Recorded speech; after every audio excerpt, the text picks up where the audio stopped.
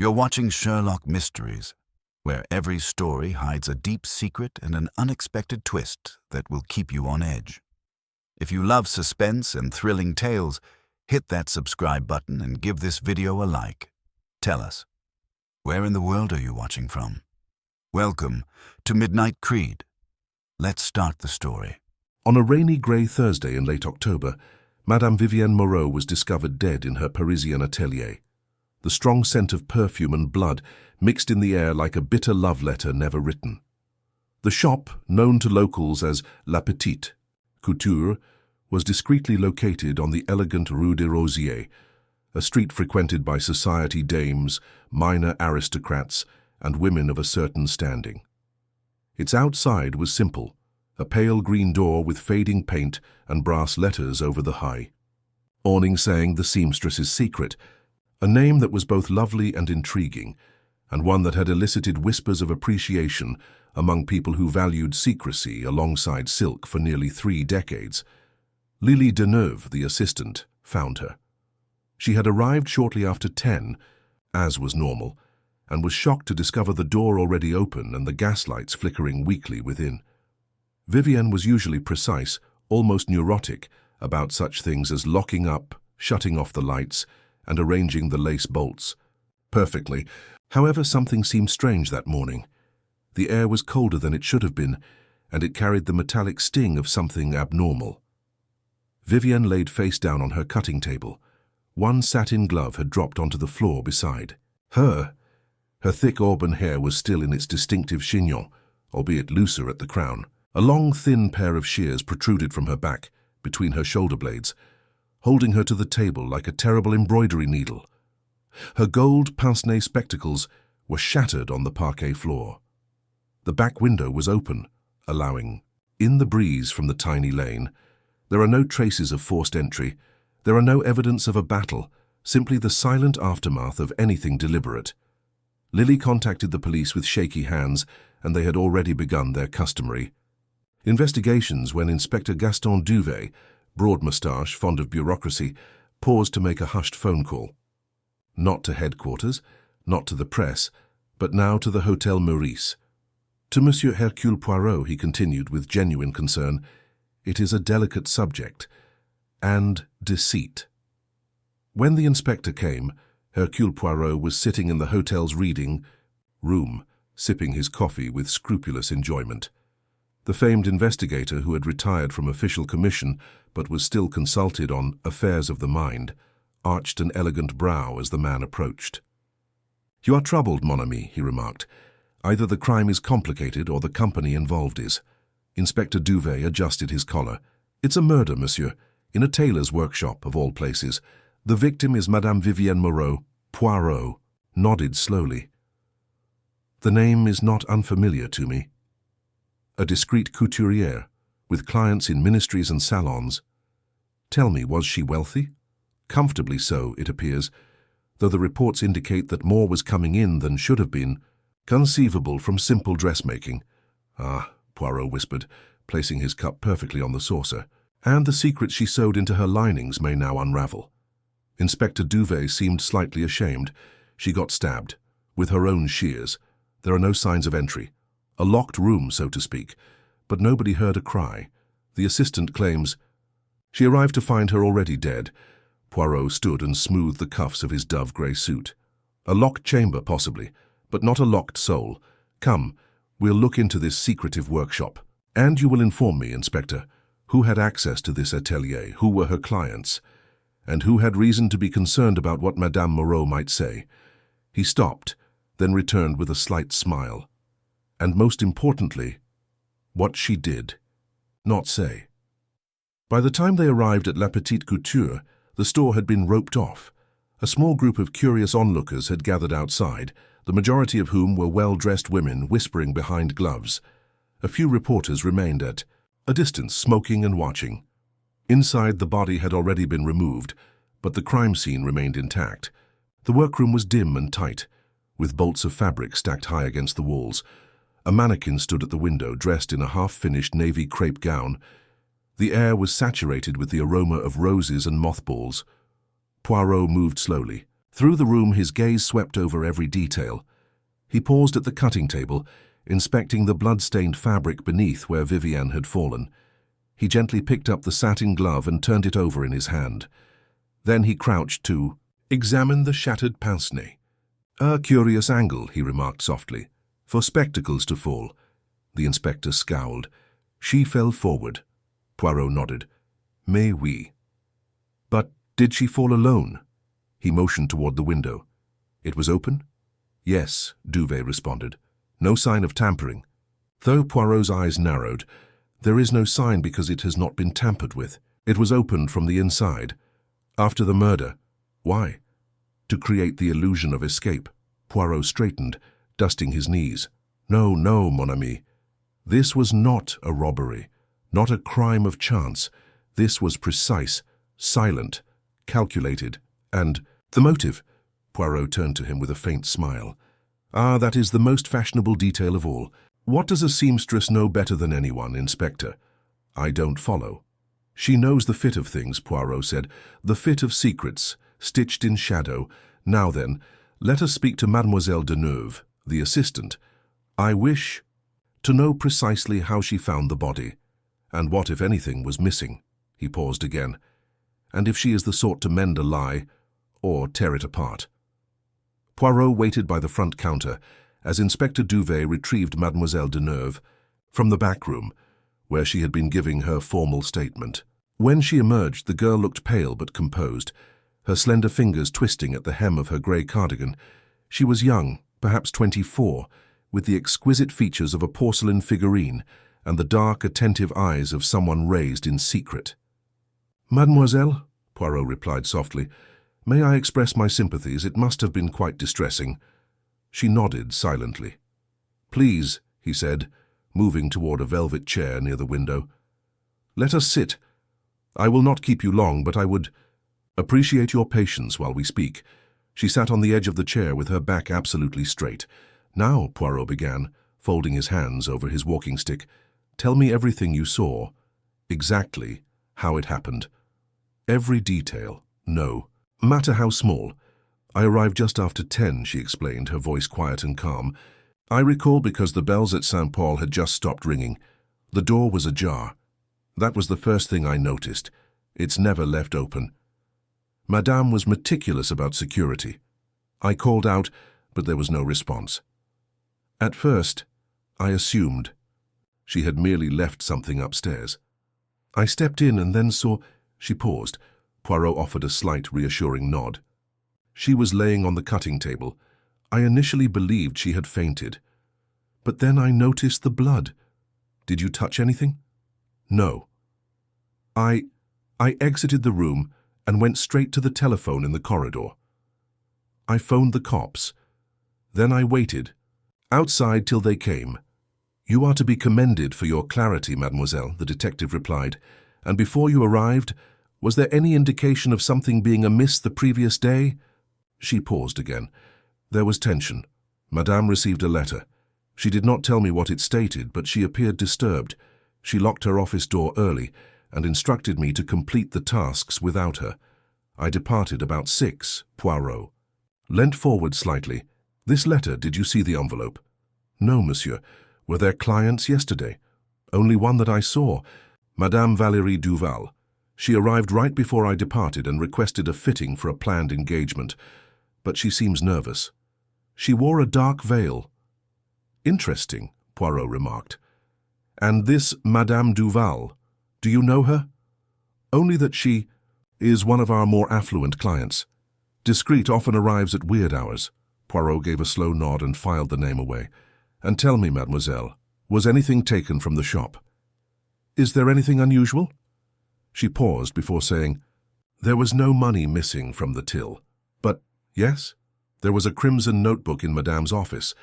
She dubbed it her engagement ledger. It contained the names of her particular clientele, who preferred not to appear in the appointment book." "It's gone." Poirot exchanged a short glance with Inspector Duvet. "Merci, mademoiselle," Poirot said. "You have been most helpful." As the girl stood up and left the room, Poirot turned to face the inspector. "A red notebook," he reiterated. and a client under a veil who doesn't want to be seen, and now our seamstress is dead, her secrets unsewn." "You believe blackmail?" Duvet asked. Poirot raised one hand, fingers elegantly poised. "I believe that motives are like layers of fabric. One must remove the decorative trims to reveal the true pattern underneath. Come, let us inspect her office." The back room of the atelier was small but well organized. A desk sat beneath the window, framed by heavy velvet drapes. Vivienne Moreau's obsessive order was evident everywhere. Pens were aligned, ledgers were arranged by size, and a bucket of straight pins was organized by color. Nevertheless, Poirot proceeded to the desk drawer and opened it. "Empty," he said. "This is where she kept the red notebook, non?" Inspector Duvet nodded. "So her assistant claims." "Then we must question ourselves. Who would benefit from its disappearance? Whose name appears inside? Someone whose life does not conform to societal expectations?" Poirot taps his chin. "There is something else," he whispered softly, plucking a long golden thread from the drawer's corner. "Do you see this?" Duvet looked over his shoulder. "A thread. Silk?" "Yes, a very specific shade. That of a half-finished garment at the workshop. The navy crepe. Yet there is no navy thread used in this office." "Are you curious? You think someone came in after hours?" "I think someone came in during the hours," Poirot replied, standing, and did not leave through the door. The two men returned to the front of the atelier. Poirot strolled past the counter, then crouched by the changing curtain, checking the flooring. A tiny line of scuff marks led to the back wall. Too light for work boots and too narrow for men's shoes. Poirot arose slowly. "There is a second entrance," he explained. Duvet frowned. "The delivery door? It's definitely hidden. But yes." Before the inspector could react, the bell above the front door rang rapidly. A woman entered the shop and removed a dark glove with precision, even theatrical grace. She was tall, willowy, and completely clad in black. A velvet hat framed her high cheekbones, and beneath its veil, her eyes were as sharp as hawks.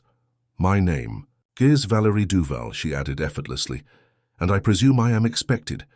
Poirot moved forward before Duvet could respond, bowing slightly. "Yes, madame. I'm Hercule Poirot." Her gaze swept across him like a measuring tape. "I have heard of you."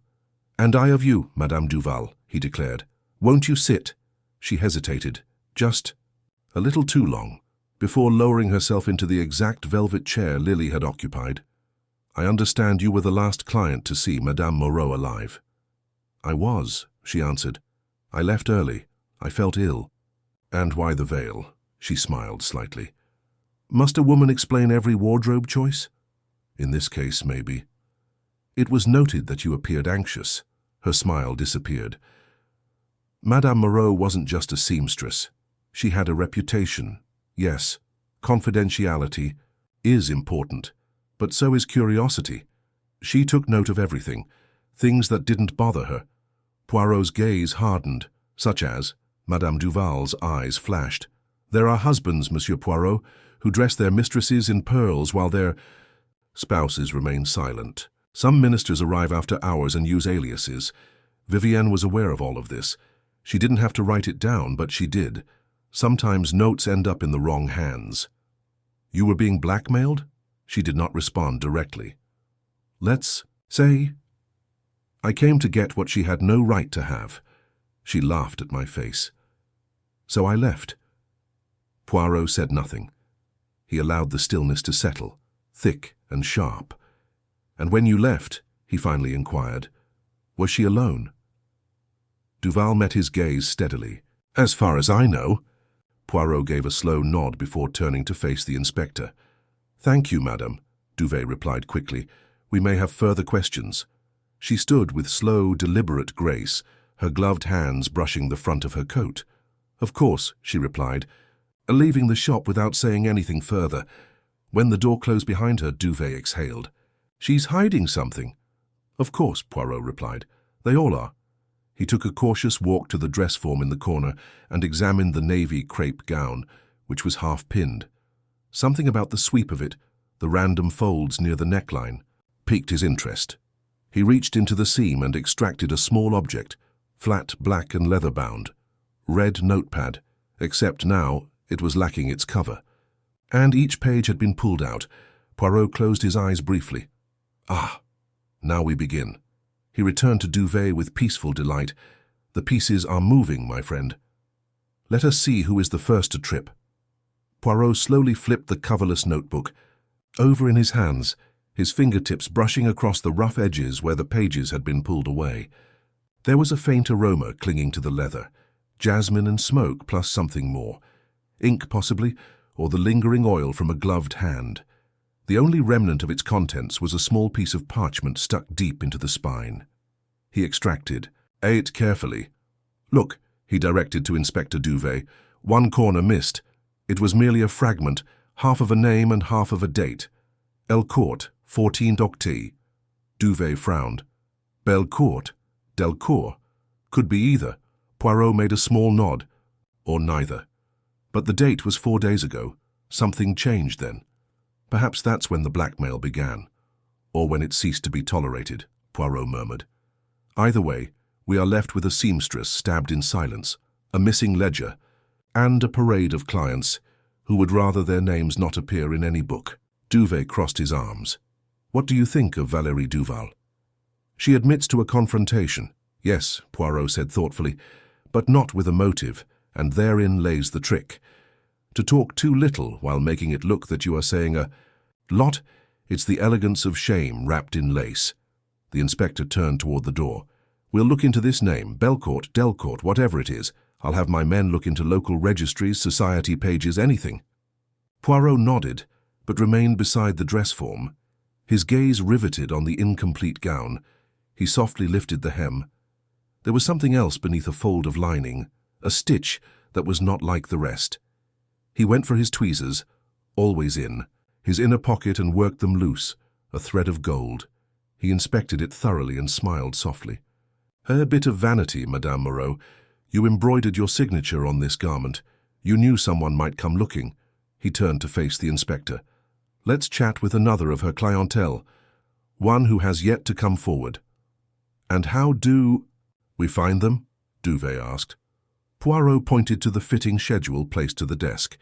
Because, mon ami, vanity abandons appointments, even when discretion conceals the name. The schedule was handwritten in curling script, precise and unhurried. It listed initials rather than full names, but the pattern was telling. MD, VD, SR, and one unusual entry, blank save for the time, Thursday, 7:30 p.m. Poirot pointed. It was yesterday night, after closing. Perhaps the killer, Duvet, speculated, or someone frightened enough to request a meeting in secret. Duvet nodded grimly. I'll contact the downstairs shopkeeper. Someone may have noticed who came. Moments later, a stooping, white-haired man was led in. Monsieur Fournier, the proprietor of the antique bookstall across the street. He dabbed his nose with a checkered handkerchief and peered anxiously at the mess. She was a fine lady, Madame Moreau, he told her. Refined. Never be rude. Did you see anyone enter last night? Duvet asked. Fournier scratched his beard. Yes, around 7 or perhaps a few minutes later. A man, tall, thin, well-dressed. He wore a coat and a red silk scarf. And gloves. Did you see his face? Fournier looked remorseful. No. I looked. Harp, and he turned away. But he walked with a slight limp. Poirot's eyes narrowed slightly. There's a limp. And a red scarf. Very interesting. When the bookseller was removed, Poirot motioned Duvet closer. There is a man I believe we should see. His name is well known in private circles. He doesn't have a limp, but he knows how to borrow one when it's convenient. You know him? By repute, Etienne Ravel, a societal fixer. He smooths over scandals before they make headlines. And he was once seen leaving this identical shop long after closing. Duvet appeared fascinated. Do we bring him in? No, Poirot replied. We pay him a visit. Quietly. Allow him to feel the weight of curiosity pressing lightly against his neck. I believe he will speak, if only to shift suspicion elsewhere. By the time they arrived at Ravel's Montparnasse apartment, the fog had descended on the city. The doorman hesitated before waving them through. Ravel lived on the top level, behind a black lacquered door with a lion's head-shaped silver knocker. He responded in his dressing robe. "Messieurs," he murmured, raising his eyebrows. "To what do I owe the pleasure?" Poirot stepped forward, tilting his head slightly. "To the secret stitched in satin, Monsieur Ravel. We understand you were Madame Moreau's client." The man's expression faltered barely slightly. He smiled again. "Ah, Vivian, a tragedy. Yes, I knew her. She clothed my sister-in-law, and, once or twice, me." "For what occasion?" Ravel's smile tightened. "Let's say I've been known to attend events where discretion is important. She was a dependable tailor. You were seen leaving her shop after hours." "I'm often seen leaving places after hours," Ravel said coolly. "What is your point?" Poirot studied him. "Last night she was murdered. And her secret ledger is missing." Ravel remained still. "Then I propose," he replied after a pause, "that you hunt for people who would do anything to keep their identities out of it." "Not in?" Poirot lifted his eyebrow. "And you are not among them?" "Hardly. I scheduled appointments. I didn't need to hide." Vivienne was aware of that. Poirot allowed the silence to continue. "There is a man with a limp," he finally stated. "Seen. Entering the atelier yesterday night. A crimson scarf, gloves. I think he was using your name." Ravel's eyes flickered with something. Alarm, possibly, or a calculation. "I know who that might be," he continued. "There is someone named Sébastien Rochefort, a minor baron, recently disgraced. He's been desperate to defuse a crisis involving a housemaid and a forged inheritance." Poirot's eyes glittered. "Ah, and did Vivienne have proof?" "A photograph," Ravel answered. "She showed it to me once and laughed. I warned her to be cautious." She stated, "When women maintain men's secrets, they are trusted. When they write them down, they are murdered." Poirot was silent for a bit. She knew then. That danger was approaching. "Yes," Ravel answered, "but she always believed she could talk her way out of anything." Poirot offered a little bow. "Thank you, monsieur. You've been helpful." They left the flat as dusk descended fully over the city. Back on the street, Duvet rearranged his coat. "Shall we bring in this Rochefort?" "No," Poirot said quietly. "Not yet. He is afraid, definitely. But I'm not sure if he's our killer or just another man caught in his own web." He halted, to watch a red scarf disappear into the crowd. "We must proceed cautiously now, mon ami. The threads are fraying. But if we tug too hard, the whole tapestry may unravel before we can see the picture." The cold nighttime air hung over Paris like a shroud as Poirot and Inspector Duvet returned across the Seine. Street lamps sprang to light, creating golden halos across the damp cobblestones. Poirot walked silently, hands tucked behind his back. The inquiry had accelerated, but the final shape of the crime remained elusive, like a half-stitched garment, its lines vague, its form concealed until the last thread was drawn taut. Duvet, always one step behind in stride and deduction, eventually broke the stillness. "You don't believe Rochefort is the murderer?" "I believe he is a man on the verge," Poirot answered, "cornered by debts, scandal, and perhaps a hint of desperation. But, mon ami, desperation does not always result in murder. Sometimes it results in cowardice or deceit." They reached Rue des Rosiers just as the last businesses were closing their shutters. The window at La Petite Couture remained dark. Poirot paused outside the atelier, looking not at the building but at the alley behind it. A short tunnel overgrown with ivy and abandoned bicycles. Without saying anything, he turned and followed it. Duvet hesitated. "Where are we going?" Poirot motioned forward. "There's something I must see. Madame Moreau's second entrance, the one our assassin could have used to enter and exit unobserved." They approached the back courtyard. A rusting gate hung slightly ajar, with the latch hanging uselessly from one hinge. Beyond it, a wooden door, weathered and streaked with paint, led to the back of the atelier. Poirot inspected the frame intently. The door was opened carefully. No force, no crowbar. A key, perhaps, or he pointed out a scratch near the handle. Thin, fresh, a hairpin. Someone picked the lock. The Duvet leaned closer. "Someone who didn't want to leave a trace," Poirot smiled weakly. And yet always, mon ami, there is a trace. He crouched and lifted something from the doorstep. A fractured heel tip, patent leather. Women's duvet frowned. That could belong to anyone. But it didn't belong to Valérie Duval. Her shoes were... Sweet, I noticed. No, it's someone else. Someone came down the alley, possibly before Duval arrived. He twisted the heel over. New. Hardly worn. Perhaps not intended for extended trips into alleyways. Our second guest was female, hurried and unfamiliar with crime. Duvet was straightened. Do you think it was the assistant? Lily Deneuve? Poirot shakes his head. She is afraid, yes, but not of guilt. She is afraid of something larger. Someone else's secret. He grew silent and added almost absently, Tomorrow morning we will go to the archives. Duvet blinked. Archives? Yes. Madame Moreau had clientele with titles, scandals, and adversaries. But who was she before she became a seamstress? Before... She sewed for the powerful. That, my friend, is the fabric no one sees. The next morning, Poirot and Duvet entered the Paris Municipal Archives through massive iron doors. The records clerk, a conservative woman with pince-nez and scant patience for delays, escorted them to a reading room where a stack of boxes awaited, birth records, leases, and permits. They spent about an hour going through them. Poirot paused. Voilà, he replied gently. He held up a marriage license. Vivienne Moreau, née Vivienne Chauvet, married Lucien Moreau in 1913. I became a widow in 1916. Cause, war casualty. He flipped to the next page. There's more. Lucien Moreau was briefly employed at the Ministry of Interior, low-ranking but with clearance.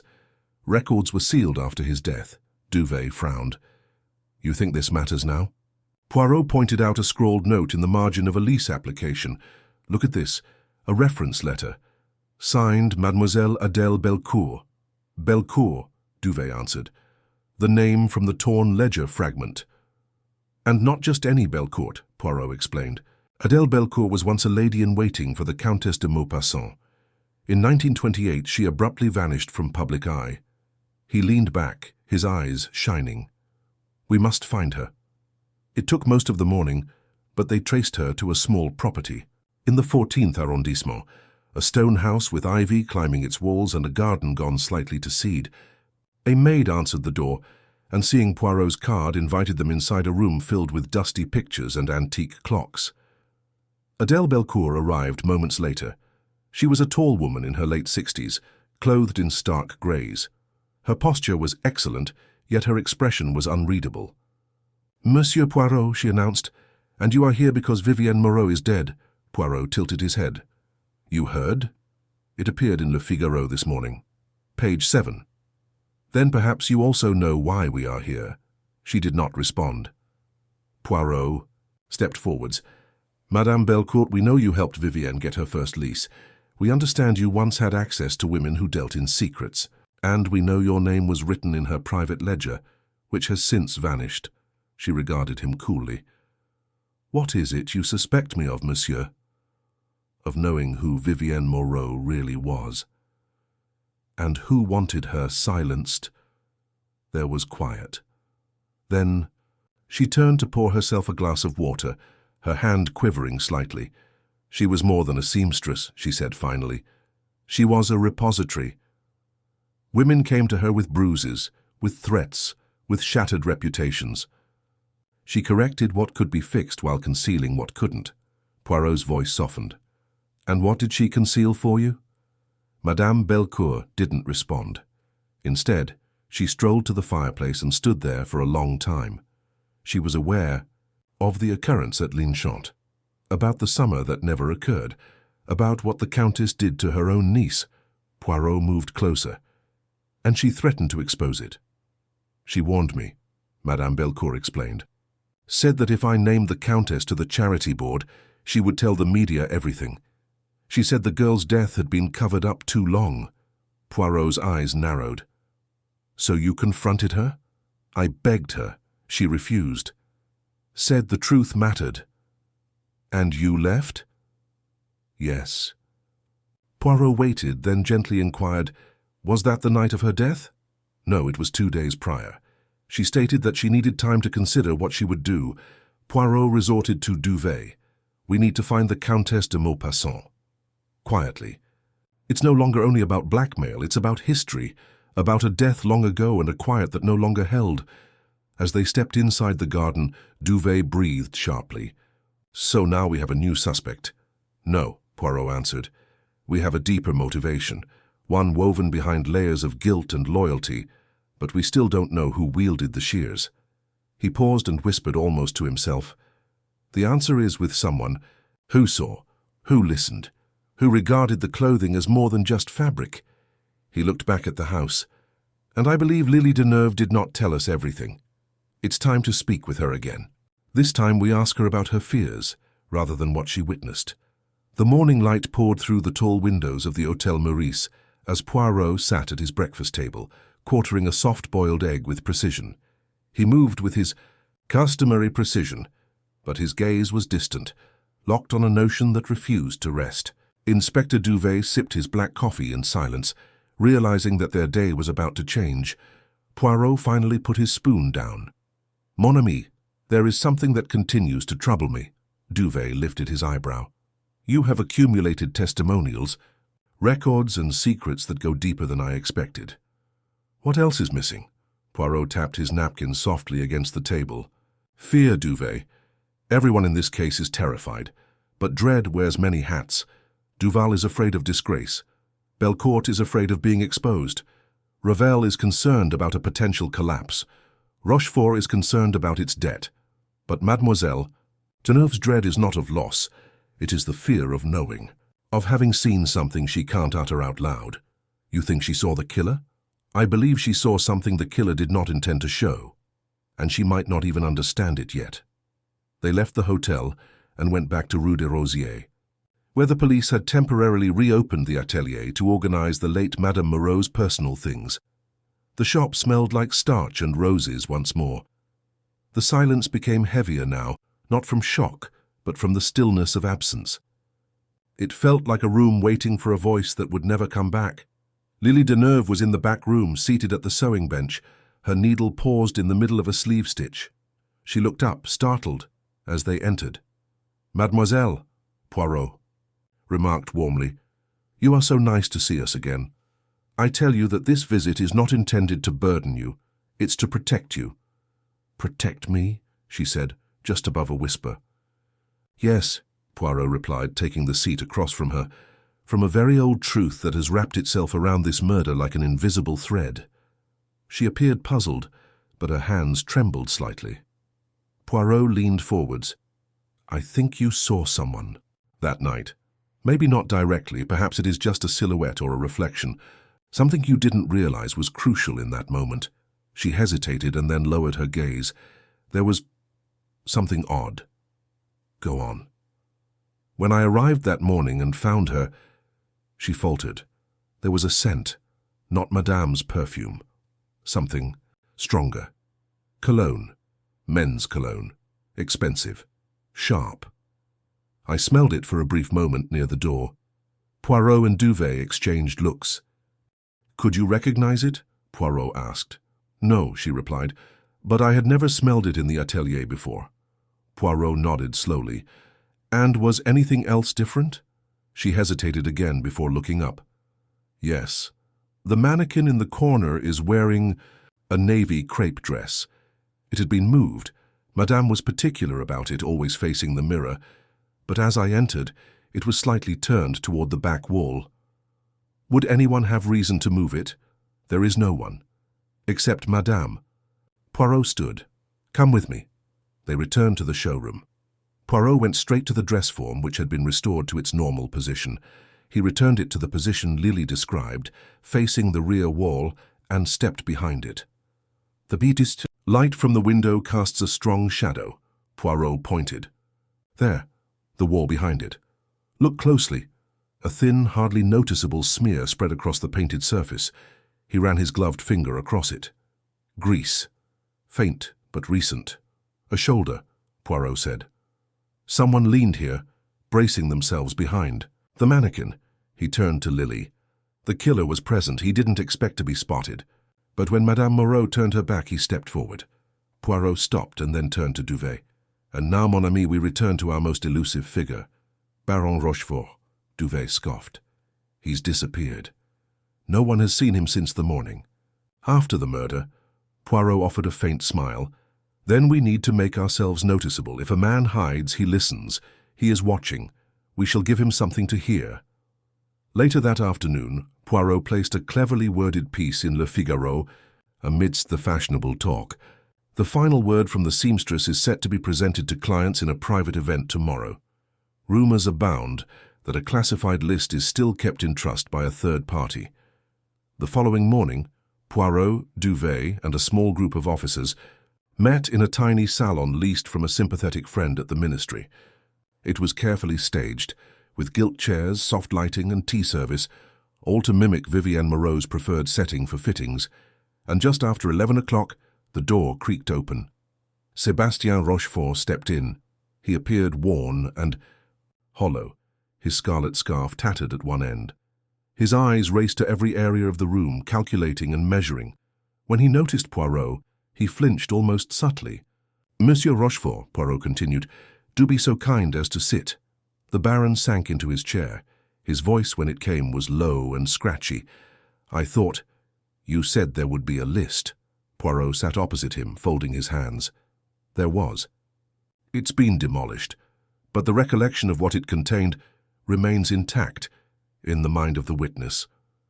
Rochefort's eyes narrowed. "Who?" Poirot offered a slight smile.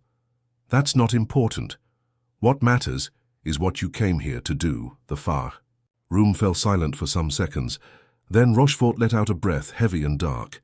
"I went to see her that night. I admit it. I asked her not to make public what she had. She refused. She claimed I deserved to be exposed. And so you killed her." "No," he exclaimed with a sudden ferocity. "I've left. She was still alive when I walked out the door. I swear it." "You used the back entrance?" "Yes." Poirot nodded, his face inscrutable. "And who arrived after you?" "I do not know. I did not see anyone. But I overheard something." He looked up and swallowed hard. "A voice." A woman's voice, not shouting, calm. "However, I am angry," she declared. "If you won't stop, I will." I thought maybe it was one of her clients. Poirot stood slowly and approached the window. "No, monsieur, this was not one of her clients. It was someone closer, someone whose livelihood depended on Madame Moreau remaining silent, but whose conscience could no longer sustain the weight." He turned back, and that person was in the room all along. Rochefort looked about, puzzled. Poirot's attention settled on the door. "Bring in Mademoiselle Deneuve." Lily approached slowly, her hands clasped in front of her. Poirot motioned gently. "Mademoiselle, you may sit." She did so with a dubious face. Poirot's voice softened. "You overheard that conversation, didn't you? This is not the voice of a stranger, but the voice of someone who returned after hours." She looked down. "Yes." "Then tell us, child. What did you see when you returned?" There was a prolonged pause. Her hands trembled. Then she spoke. "I'd left my purse behind. I returned around 8. The door was unlocked. I walked in and I saw her. She was still alive. And she was not alone." Her voice crackled. "It was Madame Belcourt." The duvet began. Poirot closed his eyes briefly. She held the scissors, not threatening, just pleading. I heard Vivienne say, "You've had 2 decades to talk. Do not punish me." "Because you couldn't." And then I panicked. I dashed out before they noticed me. Poirot opened his eyes. I believe that was the moment the scales tipped. The final thread frayed. He turned to Duvet. "Arrest Madame Belcourt. The motivation isn't money or scandal. It is guilt, long buried, revived by a lady who refused to let history go." Duvet paused only briefly before nodding. Poirot returned his gaze to Lily, whose eyes were welling up with tears as he exited the room. "You were brave, mademoiselle," he stated softly, "too brave to bear the burden of silence, and for that you have done well by the deceased." She didn't say anything, just nodded gratefully. Poirot returned to the window where the Parisian sky had begun to cloud, the first raindrops tracing the glass like ink on parchment. The rain was falling steadily as Poirot and Inspector Duvet approached the Belcourt house once more. The ivy surrounding the stone walls looked darker today, drenched by the rain, its delicate tendrils clinging like secrets to the past. A maid replied again, her face blanched when she recognized the two men at the door. Without saying anything, she led them into the parlor, where Madame Adèle Belcourt stood at the window, her back turned. She didn't meet them. "You've come to accuse me," she replied gently. Poirot paused for a time before responding. "No, madame. We have come to learn the truth. That is all." She turned, her face composed and her hands wrapped tightly about her waist. She wore no jewelry or cosmetics, only a dark wool dress with a high collar and a modest cut, as if she were dressed for mourning. "I suppose it was the girl," she replied, her voice lifeless. "She saw me." "She heard you," Poirot replied gently. But it was enough. Madame Belcourt sat in the same chair as before, her hands folded as if she were awaiting judgment. Duvet stood beside the mantel, silent yet alert. "It was never meant to happen that way," she told me. "I had absolutely no intention. I approached her because I believed I could reason with her." Poirot took the chair opposite her, nodding gently. "About the Countess and the girl." She looked up. Something resembling pain appeared on her face for a brief moment. "Yes, the niece, Marie. It was 20 years ago. There was a controversy, but the family silenced it. Marie accused her uncle of misconduct. The Countess claimed the girl was insane. She said she had a breakdown, sent her away, and 3 months later she was dead. A suicide, the story went." "And you knew the truth?" Poirot inquired softly. "I suspected. I was there. I saw bruises. I heard her wail at night. But I didn't do anything." Her voice wavered. "I told myself that was not my place, that I was only a friend, a servant in a silk outfit. And Vivienne Moreau knew. She was recruited to make Marie's gown for her coming-out ball." They had grown closer. Vivienne knew how to connect with girls who didn't quite fit in. She noticed things that the rest of us overlooked. Poirot waited, hands neatly folded. "She found a letter," Madame Belcourt said. "A desperate situation. From Marie to a buddy. She copied it into her awful ledger.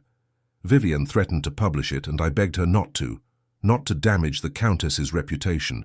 The woman is ancient, half-deaf, barely leaves her land." "What purpose would it serve?" Poirot's voice was calm, and Vivienne refused. She was kind, but she would not be persuaded. She said silence made us all complicit, that she had been holding back for so long. "And so you followed her to the atelier that night?" "I waited until the others were gone. I passed through the alleyway. I still had the old extra key she had given me when I helped her move into the building." She was trembling now, her words cracked beneath the weight of them. I implored her again. She refused. We argued. She turned away from me. I merely intended to stop her from writing the piece. I grasped her arm, she drew away, then tripped over the stool near the table. She had fallen and the shears were there. I don't even remember picking them up, only that she was suddenly on the floor and covered in blood. Poirot's voice lowered to a whisper. "And you did nothing to help her." I froze. And then I ran. I wiped the handle. I turned the mannequin to disguise where I had leaned. I snatched the red notebook. I tore out the pages and burned them in my fireplace. And the back window? I opened it. I wanted it to resemble a getaway, a robbery gone wrong. Anything but what it was. Poirot sat in silence. Duvet's gaze never left her. Madame Belcourt eventually looked up. "I did not intend to silence the past, Monsieur Poirot. Only the consequences of it. But maybe that's the same thing," Poirot stood.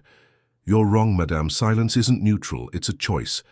And it always comes at the expense of someone else's truth." She didn't talk again. Duvet went up and, with the smooth firmness of habit, read her rights. She did not resist. As they carried her away, Poirot lingered in the quiet room. He took another look at the antique portraits, the faded clocks, and the room, which smelled like tea and chilly ash. Then he stepped outside in the rain. Later that evening, back at the hotel, Poirot sat in the reading room with a tiny fire flickering at his side. A letter sat open in his lap. It was addressed to Vivienne Moreau and dated 6 days before her death. He discovered it folded beneath the mirror in her atelier as if it had been forgotten. Dear Vivienne, you once asked me why I had never said anything. Why did I stand by? I didn't know the answer then, but now I do. It was not fear. It was comforting. I felt at ease inside the silence. And I thought knowing the truth was enough, even if I never told it. You've always been bolder than me. Adele Poirot carefully folded the letter and placed it in an envelope labeled Evidence, Personal. Then he stood up and walked slowly to the window, watching the rain create lines across the city. The murderer had been located. Justice of a kind was being served. However, unlike others, this instance resulted in no satisfaction. Only a gentle ache, like a missing stitch on a lovely garment. The kind that couldn't be seen yet always felt good when worn.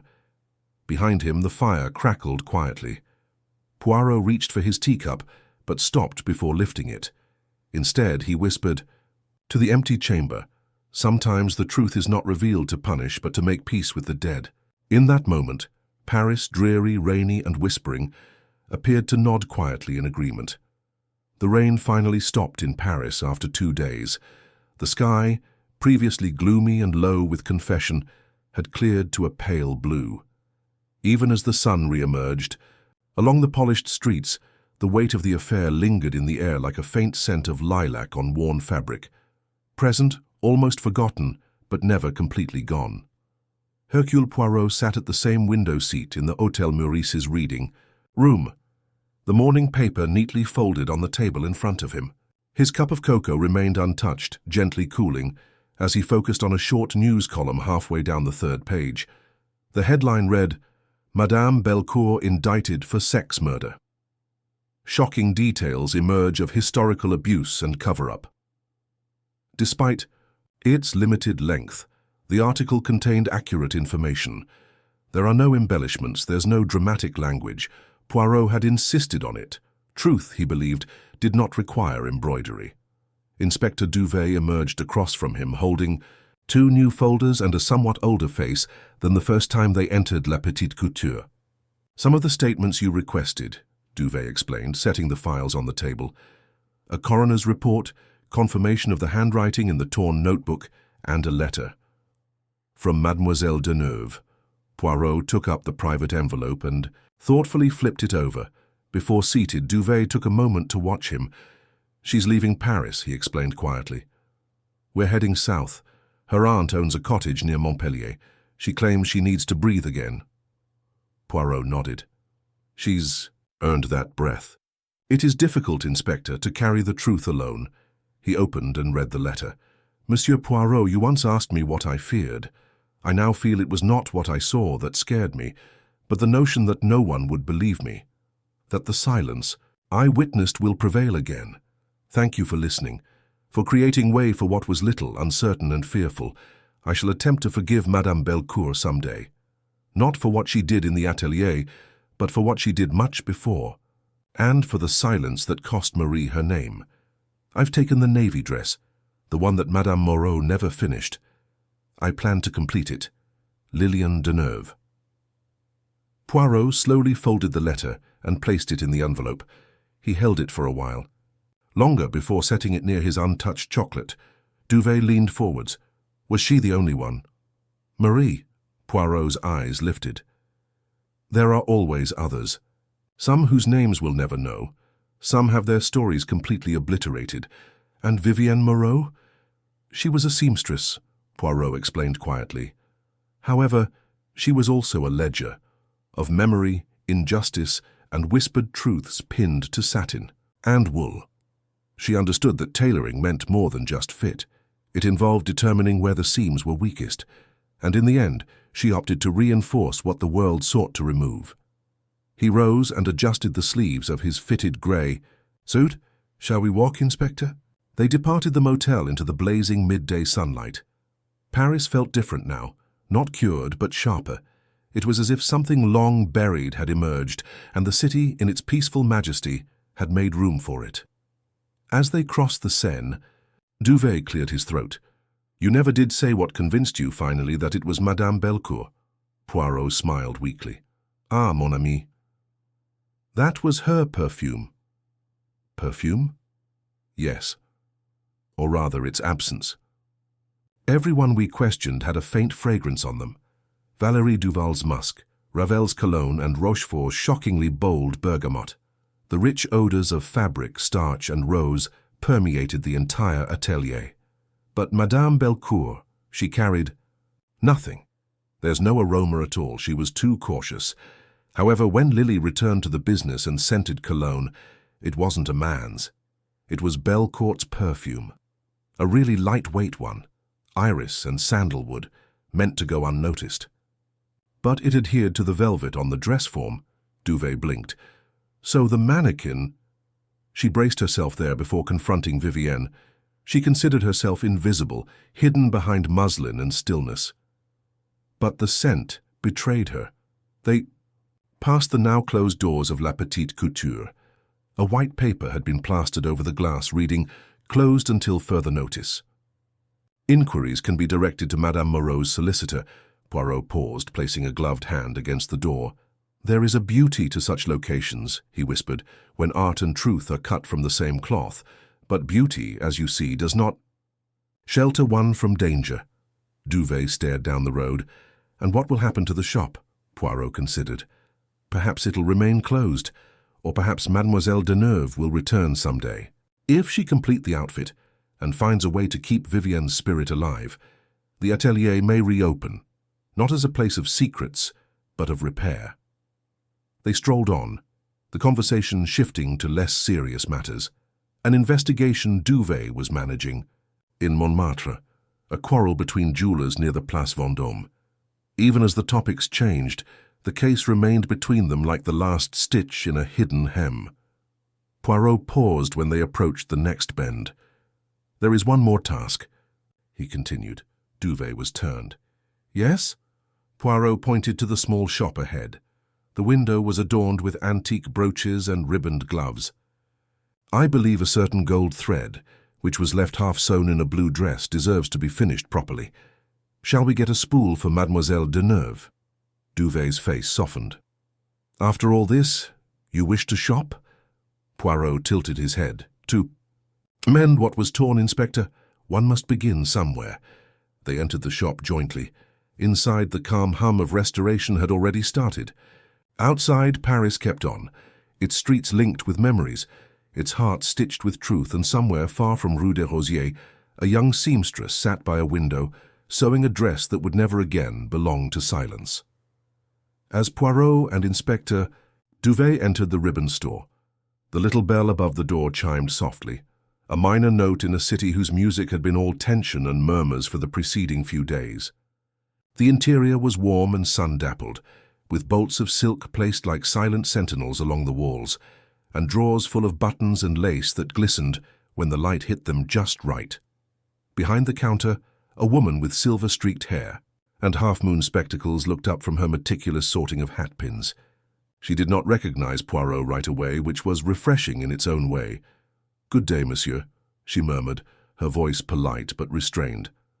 "How may I assist you?" Poirot approached, with the grace that suggested time had never rushed him. I'm seeking a particular thread," he told me. "Gold, very good, but not metallic. Something delicate but robust enough to maintain its shape, similar to the inside lining of a navy crepe dress." The woman blinked and nodded with a little smile. "You are searching for lion silk. I have some, rare nowadays. Weavers in Croix-Rousse are not sending much anymore." She stepped behind the counter, unlocked a narrow drawer, and took out a small wooden spool wound with gold thread. It wasn't shiny like fake trim, but soft and luminous.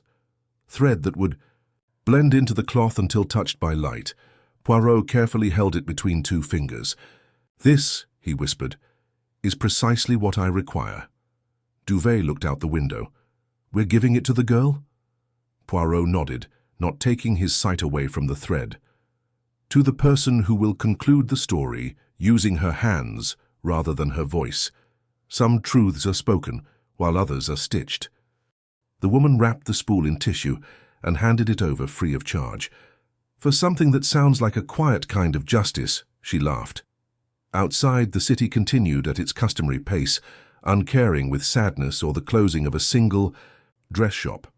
But as they strolled, Poirot observed details that others might miss: an elderly woman picking up a child's discarded scarf, a man tipping his hat to an invisible acquaintance in the park.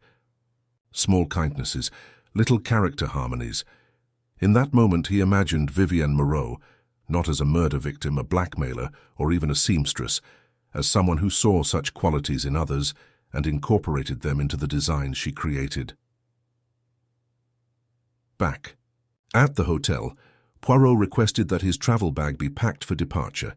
He would leave Paris within the next 24 hours. But there was one last thread to follow before he departed. That evening, he asked a car to take him to the Rue du Bac, where the Countess de Maupassant, once feared, now virtually forgotten, lived in a massive stone house surrounded by decaying roses and closed iron gates.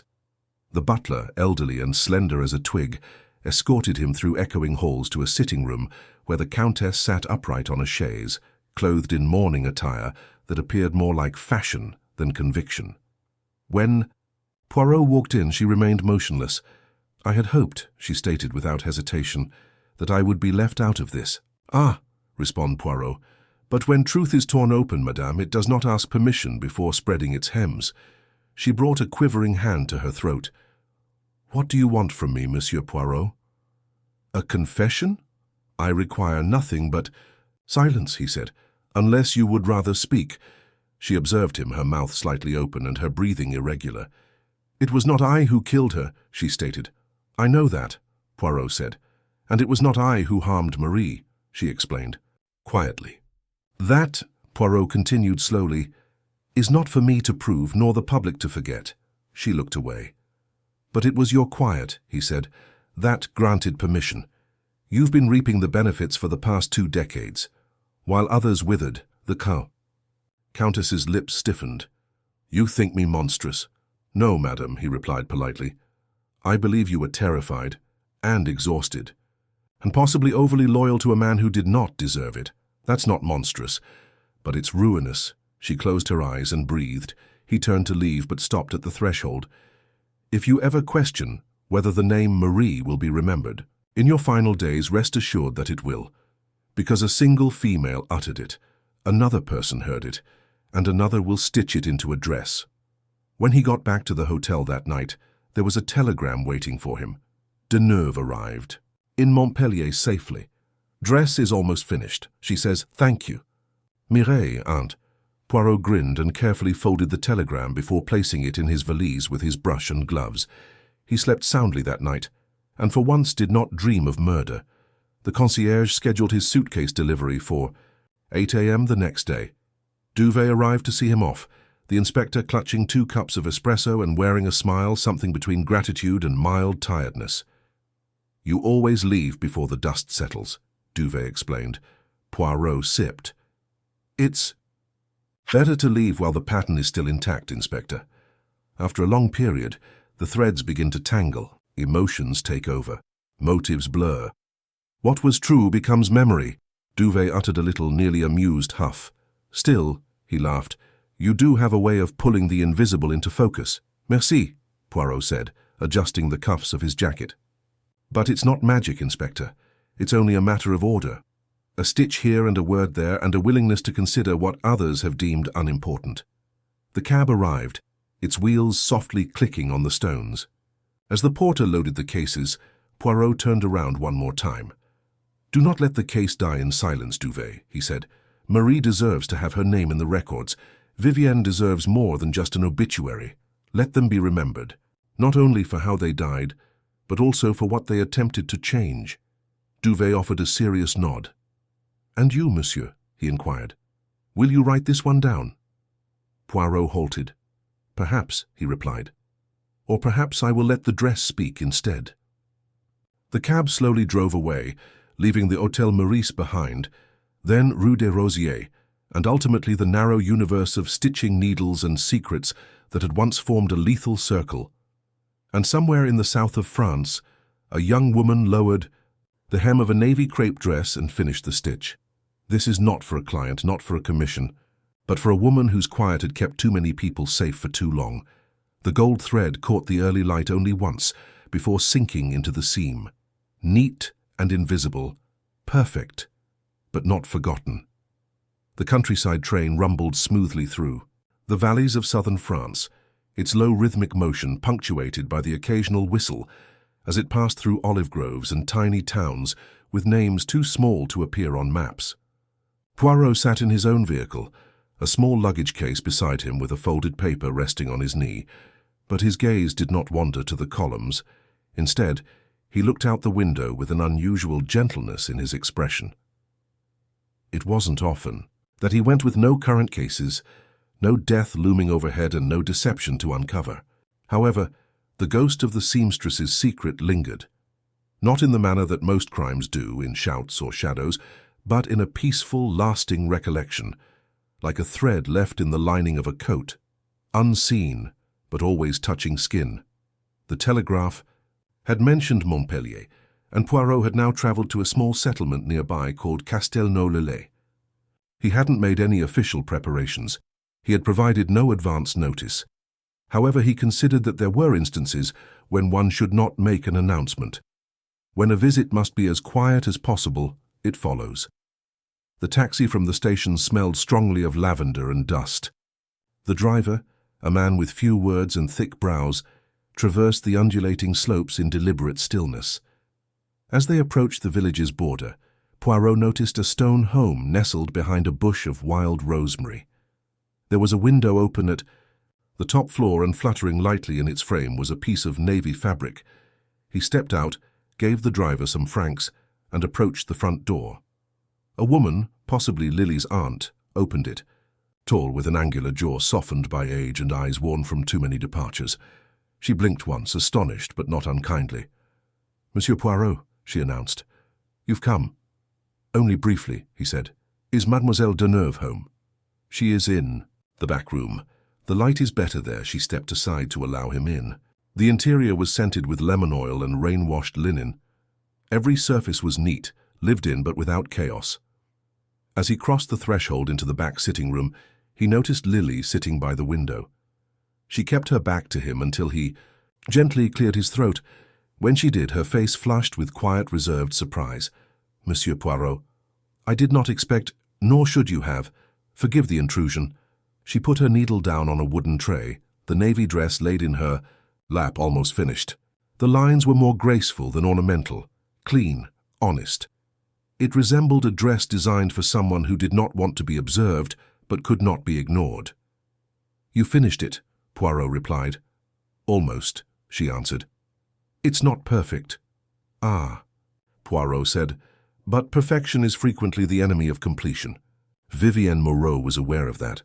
Lily hesitated before giving a tiny nod. "I sometimes hear her voice in the folds and stitching.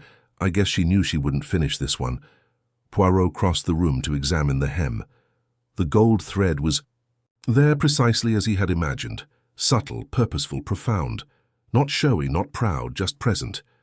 "You are staying here?" he inquired. "For now," she said. "I needed to be somewhere without whispers." Poirot sat across from her with his hands neatly folded. "There's one more thing, mademoiselle. Something I didn't mention in Paris." Her brow furrows slightly. "I believe Vivienne left you that dress deliberately." Lily looked down. "She never said that." "No, but she had a variety of ways of speaking. You were her apprentice, her shadow. She sewed what others were afraid to speak, but you witnessed her do it. You learnt not only to sew, but also to see." Lily didn't say anything, but the corner of her mouth lifted slightly in response. "She left more than a gown behind," Poirot explained. "She left a challenge. Not to carry her secrets, but to determine what should no longer be secret at all." Lily's fingers touched the hem before folding in her lap. "I don't know if I'm that brave." "Then begin by being precise," Poirot advised. "Bravery will follow." There was a pause. Then Lily grabbed for a little book on the table near her, sewn in blue cloth with tattered corners. "What is that?" Poirot asked kindly. "I've been writing things down," she explained. "These are not names, not crimes, just patterns. Things people say when they believe no one is listening, as Vivienne used to." Poirot's voice was quiet. "And what will you do with it?" "I don't know," she said. "Perhaps nothing, perhaps everything, but this is just the beginning." He stood slowly. "That is all the justice anyone can provide, mademoiselle. Not revenge, not an erasure. However, this is only the beginning." She rose as well, putting the book back down. Poirot extended the little bundle covered in wrapping paper containing the gold thread he had purchased in Paris. She accepted it silently, but her eyes glittered in the dying afternoon light. "Finish the hem," he stated. "And when you wear the dress, do so knowing it was stitched in truth." He took a step back toward the door. She walked with him to the gate. The air outdoors was warm now, with a hint of salt in the breeze. A church bell rang off in the distance at 3 o'clock. The town went at its own pace, unaffected by the importance of truth or the mechanics of justice. It wasn't a city of revelations. However, as Poirot had mentioned, it was a place where new beginnings could quietly take root. He turned once at the gate. "Farewell, Mademoiselle Deneuve." She nodded. "Goodbye, Monsieur Poirot." He strolled on, his sneakers crunching lightly against the gravel, till the cottage faded behind the curve in the road. Later that evening, as the sun set behind the horizon, Lily Deneuve returned to her sewing table. She unfolded the last fold of navy crepe and threaded her needle with gold silk. With each movement of her hand, the story she had lived, dreaded and carried began to take shape, not as witness, not as accusation, but as a garment embroidered, not for forgetting but for remembering thoroughly. When the hem was finished, she folded the dress across her lap and spoke a name into the silence of the room. Marie. The word floated like a pin dropped on the floor, light, crisp, and unforgettable. The following morning, the community fell silent, not due to weather but due to resolution. The sunlight poured through the lace curtains and caught in the folds of Lily Deneuve's navy frock, which was now hanging near her sewing bench. Finished. Weighted, exactly perfect. The gold thread is invisible to those who are not seeking for it. She sat across from it, her hands resting for the first time in days. A cup of untouched tea sat at her elbow. Her movements remained stationary, but her thoughts moved onward. The outfit was more than just a tribute to Madame Moreau. It was, in its own quiet manner, a reckoning. And as much as Lily had attempted to remain hidden in its production, she suddenly recognized it was not a garment that could be put in a drawer or worn in seclusion. A knock on the front door occurred just after midday.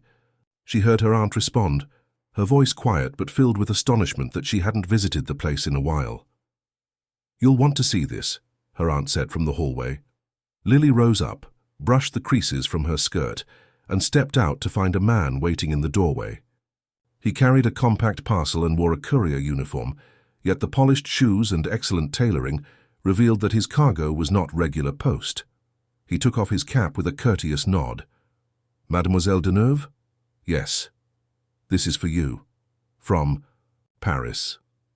"I was told to deliver it directly." She accepted the gift with both hands. It was flat, wrapped in brown linen, knotted with string. On the outside, there was a small card. She recognized the handwriting immediately, from the desk of Hercule Poirot. She cautiously untied the parcel and opened it on the entryway table. Inside was a navy blue-bound folio embossed with gold. "The Seamstress's Secret, a case closed." Beneath the title was a single line written in Poirot's exact writing. "Let it be said that justice, when slow, may still arrive with grace, Lilies." Breath caught.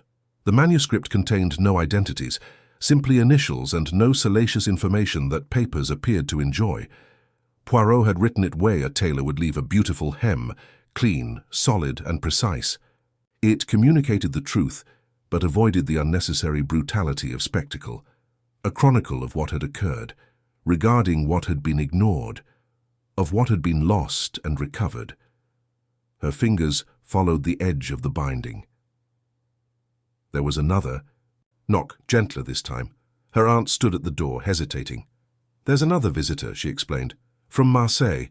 Lily turned, holding the folio. A woman stepped into view. She was in her 40s, with ash-blonde hair carefully pinned and a wool coat with precise military tailoring. Something about her face, the angles, the sharpness surrounding her eyes, felt disturbingly familiar. She hesitated just inside the threshold. "You don't know me," she replied quietly. "But I knew her." Lily's voice stuck in her throat. "Her?" "Marie." The woman took a cautious step forward.